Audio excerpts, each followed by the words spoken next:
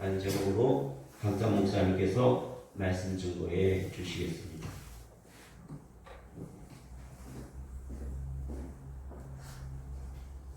전국의 외적인 성장을 보여주는 겨자씨의 비유를 주신 주님께서 이제는 내적인 성장 혹은 변화를 나타내주는 누룩에 대한 비유를 우리에게 주십니다.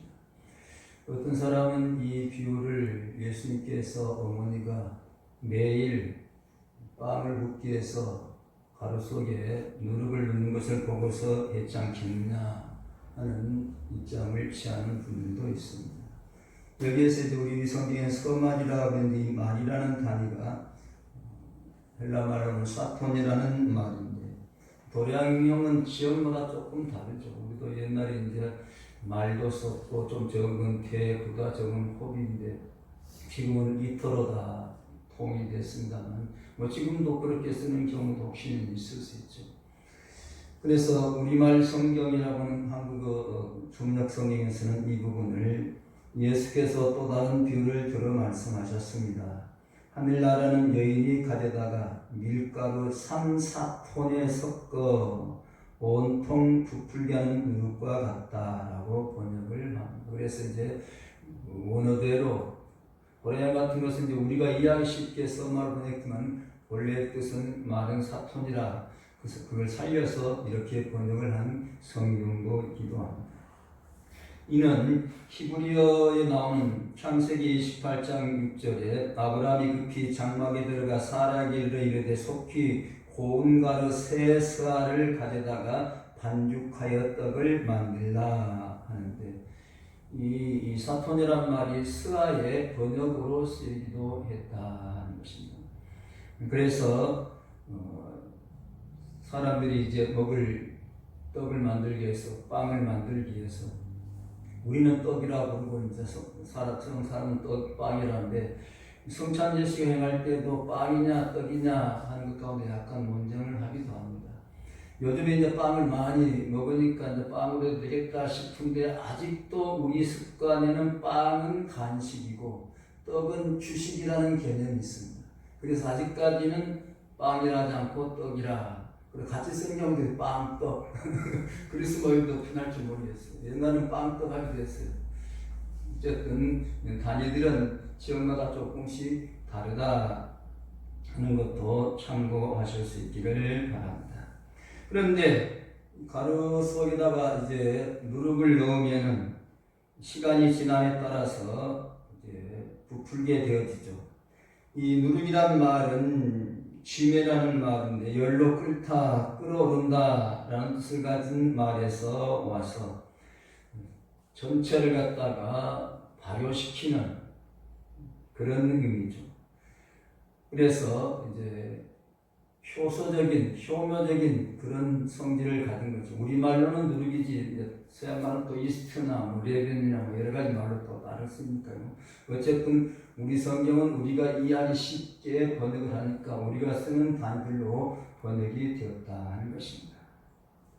그런데 성경에서는 이 말이 주로 부정적인 의미로 많이 쓰였습니다. 출애굽기 13장 7절에 10일 동안은 무교병을 먹고 유교병을 너희 곳에 있게 하지 말며 내 지경 안에서 누룩을 내게 보이지도 말게 하며 라고 하셨습니다. 그래서 6월절 같은 절기 때는 빵을 굽는데 떡을 만드는데 섞어서는 안 된다라고 규정을 하고 있습니다. 그러나 마가복음 8장 15절에서는 예수께서 경계하여 가라사대 삼가 바리새인들의 누룩과 헤롯의 누룩을 주의하라 하셨습니다. 바리새인들의 누룩, 헤롯의 누룩을 주의하라 하면서 이 누룩이라는 말을 쓰고 있는 것을 봅니다. 누가복음 12장 1절 그동안에 우리 수만 명이 모여 서로 밝힐 만큼 되었더니 예수께서 먼저 제자들에게 말씀하여 가라사대 바리새인들의 누룩 곧 외식을 주의하라. 그래서 외식을 누룩으로 견주어 말씀도 하십니다. 마태복음 16장 10절에서도 예수께서 이르시되 삼가 바리새인과 사두개인들의 누룩을 주의하라 하셨고 16장 12절에서는 그제야 제자들이 떡의 누룩이 아니요 바리새인과 사두개인들의 교훈을 상가라고 말씀하신 줄을 깨달았다 하시기 때문에 저들의 교훈을, 잘못된 교훈을 누룩과 견주어서 말씀을 하시기도 한 것입니다. 갈라디아서 5장 8절에 보면 그 권면이 너희를 부르신 이에게서 난 것이 아니라 적은 누룩이 온 덩이에 퍼집니다 하셨으므로 잘못된 것을 가르치는 교사들이나 그들의 교훈을 가르칠 때에 누룩으로 견주하기도 했다는 것입니다. 고린도전서 5장 6절에 보면 너희의 자랑하는 것이 옳지 아니하다. 적은 누룩이 온 덩어리에 퍼지는 것을 알지 못하느냐. 너희는 누룩 없는 자인데 새 덩어리가 되게 하여 묵은 누룩을 내어버리라. 우리의 유월절 양 곧 그리스도께서 희생이 되셨느니라. 이러므로 우리가 명절을 지키되 묵은 누룩도 말고 괴악하고 악독한 누룩도 말고 오직 순전함과 진실함에 누룩 없는 떡으로 하자. 내가 너에게 쓴 것에 음행하는 자들을 사귀지 말라 했거니와 이 말은 이 세상에 음행하는 자들이나 탐하는 자들과 포색하는 자들이나 우상 숭배하는 자들을 도무지 사귀지 말라는 것이 아니니 만일 그리하면 세상 밖으로 나가야 할 것이니라 하심으로 죄행을 누룩으로 견주어 설명을 하기도 합니다. 랍비의 문학적인 입장에서는 가루는 교회로 악마가 팽창한 교회 내에 누룩 같은 독소를 넣어서 그것이 차차 교회 안에 파급되는 것으로 보기도 했다 하는 것입니다. 이런 입장에 따라서 이 부분도 그런 의미로 이해를 하는 경향도 있습니다만 일반적으로는 여기에 쓰인 누룩은 이런 부정적인 의미가 아니고 발효성, 성장성, 팽창성에 그래서 천국의 확장성에 교훈을 두고 있다 하는 것이 일반적입니다. 저도 그래서 이런 일반적인 의미에 따라서 말씀을 전하고자 합니다. 이 복음의 이력이 사람의 마음을 감화시켜 거듭나게 하는 모습을 가리킴과 동시에 교회 확장의 의미로 가르는 전 인류이며 그 인류 사이에 복음이 확장해 나가는 것을 가리킨다는 것입니다. 이는 천국 복음은 처음은 미미하고 주목받지 못하는 작은 것이지만 나중에는 한 개인은 물론이고 사회를 변혁시키고 역사의 흐름을 바꾸게 된다 하는 사실을 교훈하고 있다는 것입니다. 그래서 복음이 전파되는 곳에 일반적으로 볼 때에 도덕적인 감화들이 많이 나타나죠. 개인적으로는 생각에 바른 사상을 불러일으키고 마음의 사랑을 심어주고 양심의 의를 심고 의지에 순종을 주게 된다 하는 것입니다. 그래서 디모데전서 1장 13절 이하에서 내가 전에는 해방자요 핍박자요 포용자였으나 도리어 풍물을 입은 것은 내가 믿지 아니할 때에 알지 못하고 행하였습니다. 우리 주의 은혜가 그리스도 예수 안에 있는 믿음과 사랑과 함께 넘치도록 풍성하였도다. 믿보다 모든 사람이 받을 만한 이 말이여 그리스도 예수께서 죄인을 구원하시려고 세상에 임하셨다 하였도다. 죄인 중에 내가 예수니라. 사도 바울이 이렇게 내가 너희를 위하여 이에 나와 아볼로를 가지고 본을 보였으니 이는 너희가 하여금 기록한 말씀밖에 넘어가지 말라는 것을 우리에게서 배워 서로 대적하여 교만한 마음을 먹지 말게 하려 함이라 합니다. 그래서 계속해서 너희는 나를 본받는 자가 되라. 너희는 나를 본받는 자라고 고면할 만큼 참된 신앙인이 되어지는 변화가 나타나게 된 것을 봅니다. 오늘 우리도 마찬가지입니다. 어쩌면 사도 바울보다 더 했을지도 모르죠. 그런데 복음 듣고 우리 인격이 변화되고 신앙인이 되어진 거죠. 사회적인 영향도 크다는 거죠. 그런 얘기가 있는 것을 보았습니다. 미국 대통령 월슨이 무디 선생님과 같은 이발소에 들어가서 이발을 하게 됐는데 대통령이 먼저 들어갔는데도 사람들이 꿈쩍도 안 하더니 무디가 들어오니까 잡담을 하던 이발사들이 조용해지면서 누구의 견제를 받은 것처럼 수그러지는 모습을 보게 되었더라. 대통령보다도 예수 믿는 무디의 그 행동을 보고서 사람들이 그 앞에서는 함부로 못하더라. 과연 그렇다 할 때 우리는 어떤가 하는 것을 생각하게 합니다. 신학교 때 한 교수님, 신봉희 교수님이 그런 얘기 하시더라고요. 사람들이 자기를 목사나 그렇게 알아줬으면 좋겠는데 만나서 인사하면서 내가 어떤 사람 같아요? 그러면 대학교 교수 같습니다. 그렇게 한다고 좀 서운하다 그러더라고요. 어쨌든 사람들이 예수 믿고 변화되는 모습들이 사회적으로도 많은 영향을 끼치게 된다는 것입니다. 생활에도 많은 변화가 왔죠. 특별히 여성들의 변화가 많이 왔습니다. 유대인들은 아침에 기도할 때 하나님께서 자기를 이방인이나 여자로 만들지 않으심에 대해서 감사를 했다 그럽니다.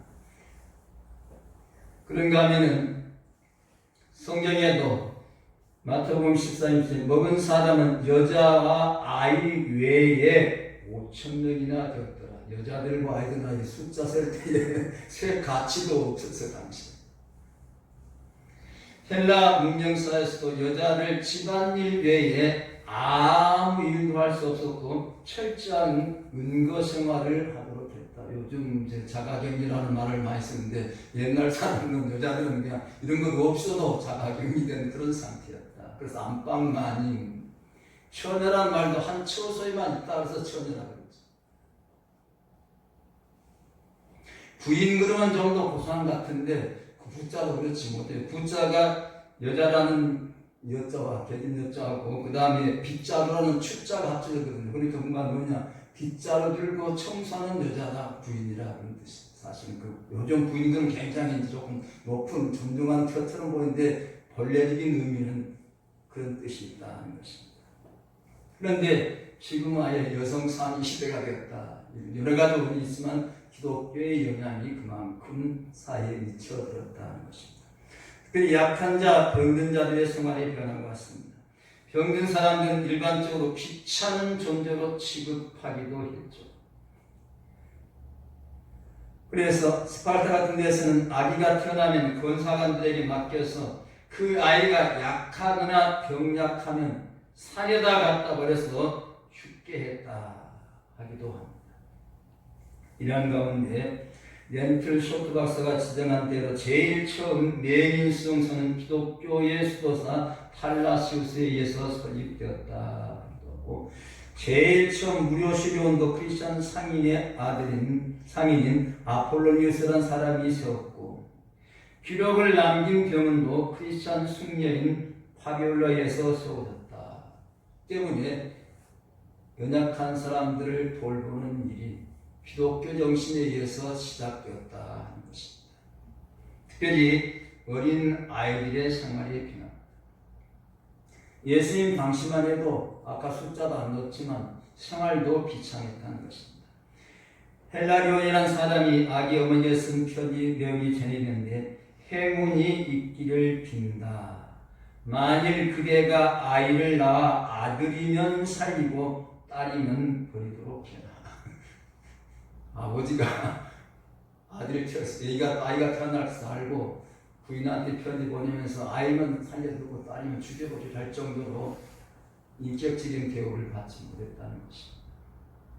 그런데도 예수님은 어떻게 하십니까? 누가복음 18장 16절에 예수께서 그 어린아이들을 불러 가까이 하시고 있을 때 어린아이들이 내게 오는 것을 용납하고 금하지 말라. 하나님의 나라가 이런 자의 것입니다. 하면서 아이들의 인격을 인정해 주셨다는 것입니다. 노약자의 생활도 마찬가지입니다. 노약자도 귀찮은 존재로 여겨졌습니다. 능력사에서는 늙고 병든 노인은 팔아버리도록 명령되었고 우리나라 유명한 고려장도 그런 정신이죠. 늙은 사람들 먹여 살리려면 힘드니까 산에 갖다 버려라. 그런데 성경은 뭐라고 하죠? 레위기 19장 32절에 너는 센 머리 앞에 서고 노인의 얼굴을 공경하며 내 하나님을 경외하라. 나는 여호와니라. 잠언 20장 29절로 젊은 자에 관한 중 힘이요 늙은 자의 아름다운 것은 백발이니라 하심으로 늙은이들의 인격을 존중해 준대. 옛날에는 그랬는데 지금도 마찬가지인 것 같아요. 지금도 이제 코로나 때문에 병든 어떤 나라에서는 나이 든 사람들은 치료도 않고 내버려져서 그냥 지금도 방치하고 있다. 젊은 사람은 살리고 나이 든 사람들은 그냥 방치해서 죽고 시체마저도 제대로 처리를 못하고 있는 이런 상황이 되고 있다. 이런 가운데 기독교가 사회적인 변화에 많은 영향을 끼치죠. 그래서 기독교의 정치 원리는 인격 존중의 사상과 자유 존중의 사상과 평등 존중의 사상. 사회는 계급적인 요소들이 존재하는데 기독교는 계급이 없다. 기독교의 정신은 서로 섬기는 사람, 서로 섬기는. 유명한 링컨의 게츠버그 연설은 인민에 의한 정치라는 말. 그가 만든 말은 아니죠. 킹제임스 성경 서문에 나와 있는 말을 연설에서 인용을 해서 이 말이 민주주의를 대표하는 유명한 말로 알려지게 된 뿐이죠. 그래서 정치도 하나님의 뜻에 따라서 정치를 해야 된다. 경제도 가진 자가 자기 마음대로 하면서 하는 것이 아니고 성경의 입장은 청지기의 사명을 다하는 것입니다. 그러므로 경제를 쥐고 있는 재벌들도 자기가 주인이 아니라 주인 대신 만물의 주인 하나님이 주인이시고 그들은 청지기로서 하나님의 뜻을 받들어서 경제를 운영해 가야 된다는 것입니다. 문화도 하나님 중심의 문화를 이끌어가라. 문화에 따라서 여러 가지 경험이 많이 나타나는데 하나님이 있는 문화와 없는 문화는 천지차별이라는 것입니다. 과학도 그 과학을 하나님의 영광을 위하며 인류에 유용하도록 활용하라는 것입니다. 그래서 원칙적으로는 그런 정리에 따르면 전쟁 무기를 만들어서는 안 된다는 거예요. 핵을 만들어 봤지만 어쨌든 자기 나라를 지킬 수 있으면 어떤 경우에 터뜨린다면 온 인류에게 화를 가져오게 되는 거죠. 지금도 그로 인해서 여러 가지 문제 생기니까 핵을 폐기해야 된다, 보존해야 된다, 논란은 많습니다. 좋게 사용한다면 좋지만 그것을 사람을 해치는 데 이용한다면 그건 안 된다. 오늘날 사회 정치인 현실과 교회와 상관관계는 복잡하기도 하고 다양하기도 해서 우리 생활에 혼선을 주기도 합니다. 그러나 하나님의 말씀인 성경의 가르침은 하나입니다. 세상의 모습이 어지러울수록 난국일수록 더더욱 하나님의 말씀 성경의 가르침을 떠나 탈선하는 일이 없어야 하고 거기에 따라가며 구안해도는 일도 없어야 한다는 것입니다. 모든 개개인은 태어난 순간부터 가족과 사회와 국가 이론으로서 생활하기 마련이기 때문에 나라고 하는 존재는 이미 태어나면서부터 가족, 사회, 나라의 구성원으로 서로 보호하며 서로 도와주며 이해하며 함께하는 방향으로 나아가야 한다. 이런 일을 가장 잘하고 있는 것은 사실은 기독교밖에는 없다. 우리 예수님 사람들이 고집인지도 모르지만 왜 고집인지는 모르지만 실제적으로 따져봐도 그렇다는 것입니다. 그런데 이제 이 누룩을 본래부터 가루 속에 들어있는 것이 아니고 밖에서 가져다가 가루 속에 집어넣었다 라고 하면서 복음이 외래적이다. 내 안에 생겨난 것이 아니고 밖에서 왔다. 하나님께로부터 왔다. 주님께로부터 왔다. 성령의 역사로 말미암았다는 것입니다.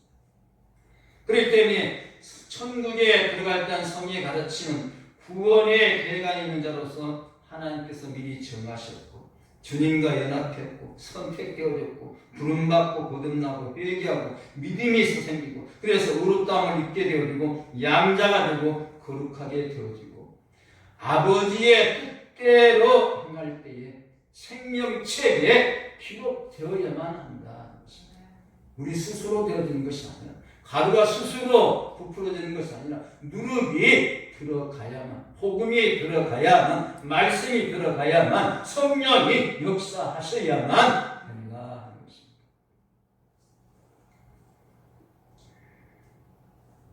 갈릴리 해변에 다니시다가 두 형제고 베드로나 시몬과 그 형제 안드로가 바다에 그물 던진 것을 보시니 저희는 어부라. 말씀하시되 나를 따라오라. 내가 너희로 사람을 낳은 어부가 되게 하시니 곧 그물을 거르고 예수님을 따르는 일이 나타나죠.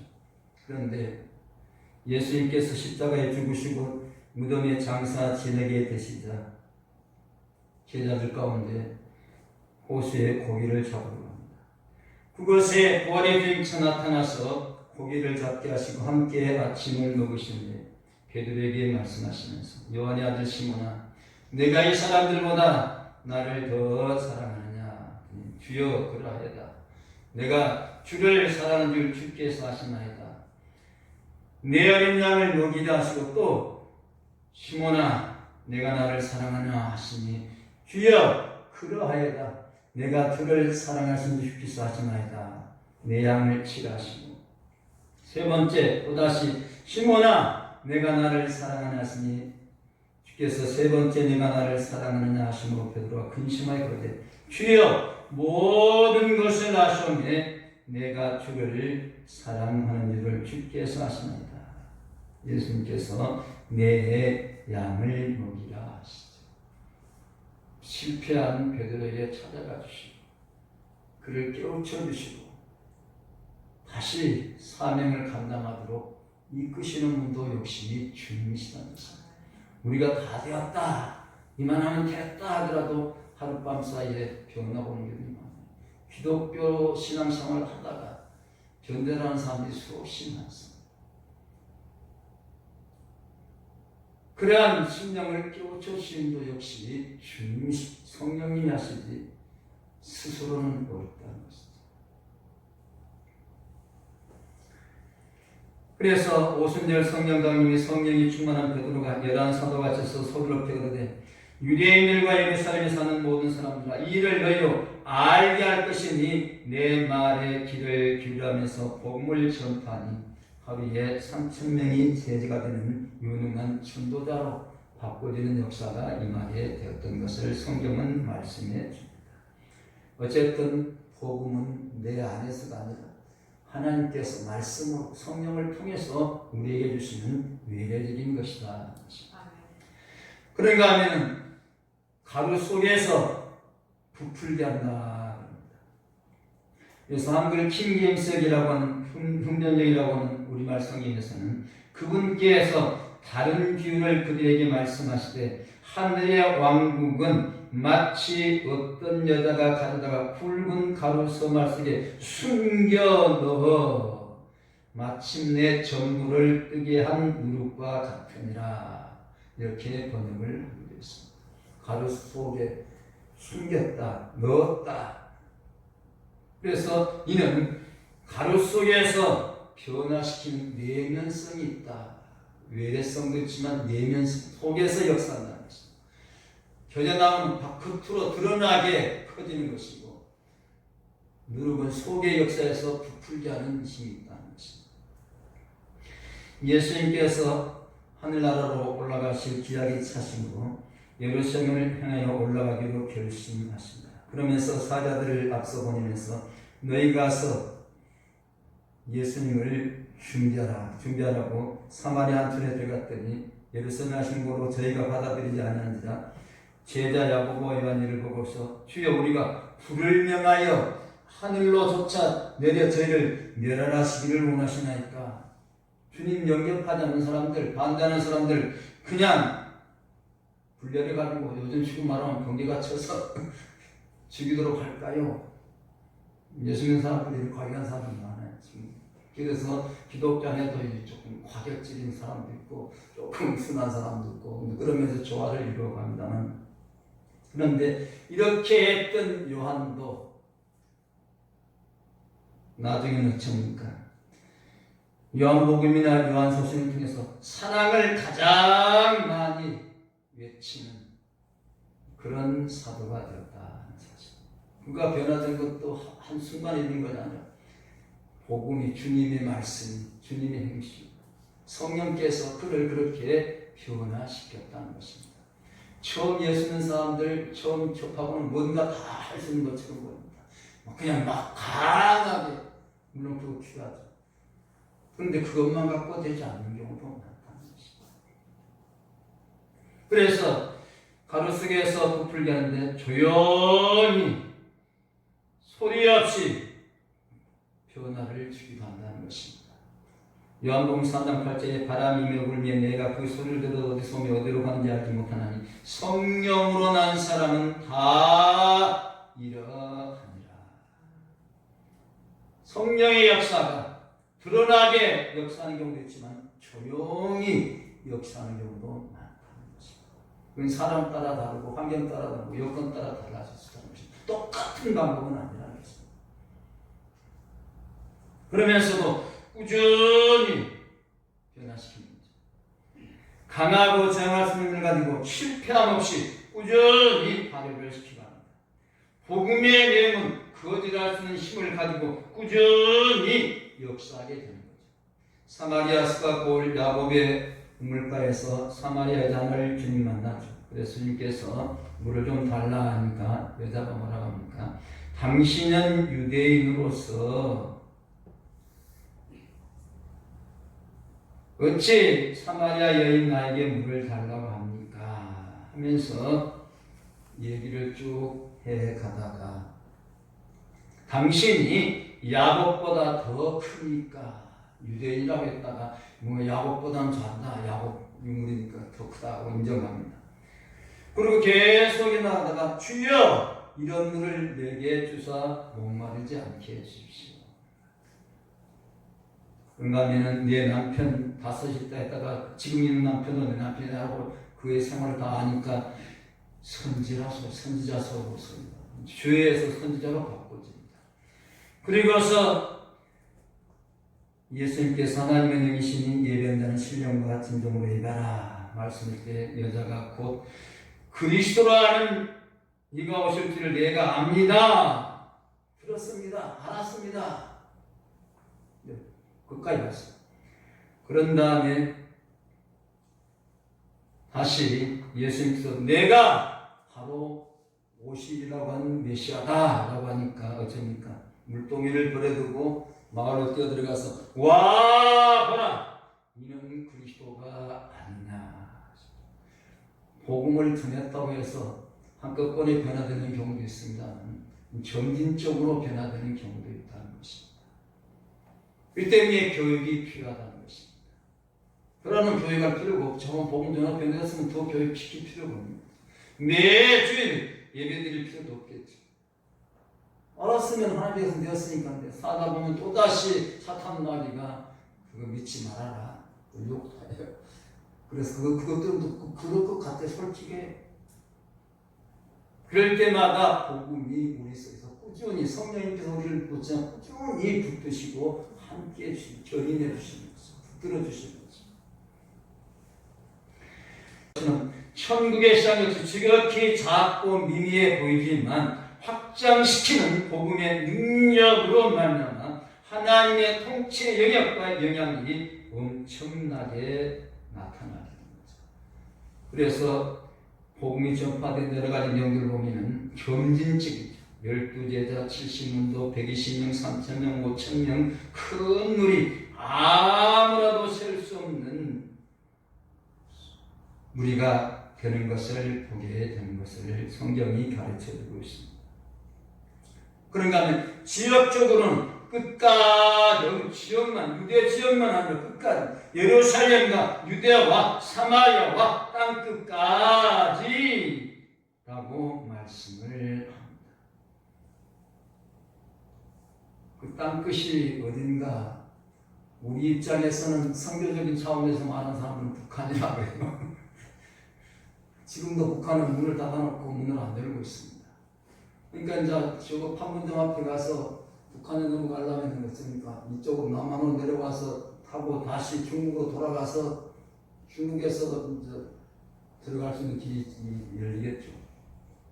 그러다 보니까 땅끝이 어디냐면 우리 한국인 입장에서는 북한이라는 말 하는데 어쨌든 그런 의미는 아니겠죠. 세상까지 복음을 전하는 그런 의미인데 어쨌든 성경은 어느 지역에 국한되는 것은 아니다. 세상까지입니다. 그러면서 전부를 부풀겠다.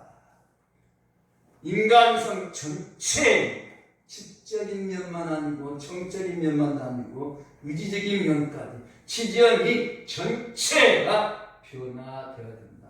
그래서 회개를 가르칠 때도 지정이가 함께 돼야 완전한 회개라는 표현을 씁니다. 죄를 깨닫고 정적으로 통회하고 작업하고 의지적으로 완전히 끊어야 한다는 거죠. 그런데 우리 한국 사람들 봉사들 얘기할 때 그런 얘기 많이 하죠. 와서 아이고 내가 잘못했습니다 하고 울고불고 눈물 콧물 다 쏟았는데 돌아갈 때는 다시 주섬주섬 담아가고 다음에 와서 또 다시 의지적인 우리나라 사람들 의지가 좀 약한 분입니다. 신앙적인 면에서 그런 것 같아요. 성경은 우리에게 어느 부분만 겪은 아니라 그러죠. 그래서 야고보서 2장 10절에 누구든지 온 율법을 지키다가 그 하나에 그치면 모두 범한 자가 되나니. 이 부분 내가 잘 지켰으니까 이 부분은 100점인가 됐다가 아니라는 것입니다. 하나님께서는 99.9점이 아니라 100점을 원하십니다. 우리들이 말하는 99.9만 다 잘했다, 0.0000이나 뭐를 잘했다 할 줄은 하나는 아니라고 했습니다. 전부. 그래서 마태복음 5장 48절 그러므로 하늘에 계신 너희의 아버지의 온전하신 같이 너희도 온전하라. 온전하심의 표준이 어떤 목사, 장로, 권사가 아니고 하나님의 온전하심인데 거기에 우리는 못 따라가요. 그러니까 아직도 내게는 온전하지 못한 부분이 있어. 그렇기 때문에 용서받은 죄인이라는 표현을 쓴 것입니다. 그런 죄가 있는데 예수님께서 우리 죄를 지시고 십자가에서 희생하셨기 때문에 그 핏값으로 용서받은 것으로 인정을 받는 것뿐이에요. 세리장 삭개오가 예수 그리스도를 영접하고 소유의 절반을 가난자에게 주겠습니다. 만일 누구의 것을 토색한 것은 4배나 갚겠습니다 할 때 예수님께서 오늘 구원이 이 집에 이르렀다.